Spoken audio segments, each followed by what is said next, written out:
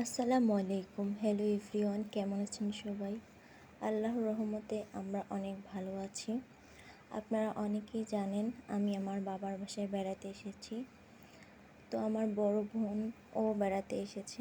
তো আজকে সবাইকে বলল আমাদের নাকি তালের পিঠা বানিয়ে খাওয়াবে। তাই তালের পিঠা বানানোর জন্য সব কাজ শুরু করে দিয়েছে।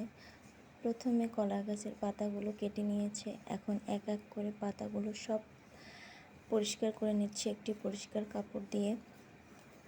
আসলে বড় বোনের হাতের পিঠা খেতে তো মজাই হবে। আমরা তো সবাই তোড়জোড় করে সব কিছু গুছিয়ে দিচ্ছি যে হ্যাঁ হ্যাঁ তোমার হাতের পিঠাই খাবো। আপু আর অরাজি হয়নি, সে বলেছে আচ্ছা আমি বানিয়ে খাওয়াবো পিঠেগুলো।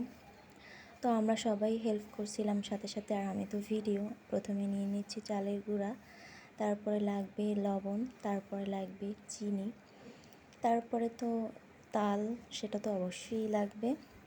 তারপরে আপু সব কিছু এক এক করে চালের গুঁড়ার মধ্যে দেওয়া শুরু করে দিয়েছে। প্রথমে দিয়েছে তাল, তারপরে দিচ্ছে পরিমাণ মতো লবণ, এবার দিয়ে দিচ্ছে যে যার স্বাদ মতো মিষ্টি খেতে পছন্দ করেন সে তার স্বাদ মতো মিষ্টি দিয়ে দেবেন। আমাদের তো বেশি মিষ্টি খেতে পছন্দ, তাই আমরা বেশি করে চিনি দিয়ে দিচ্ছি। চিনির পরিবর্তে অনেকে আখের গুঁড়ো দিতে পারেন, ওটা আমাদের কাছে ছিল না তাই আমরা দেইনি। এই যে মাখার এক পর্যায়ে এমন পরিস্থিতি হয়েছে।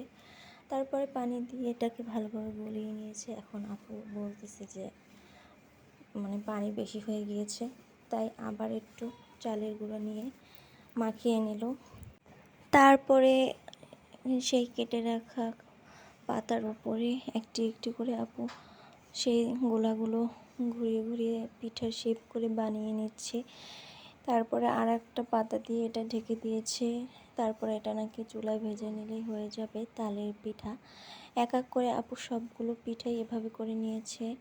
পিঠাগুলো হয়ে গিয়েছে। বলুন তো পিঠাগুলো কেমন হয়েছে? সবাইকে অসংখ্য ধন্যবাদ ভিডিওটি দেখার জন্য। আল্লাহ।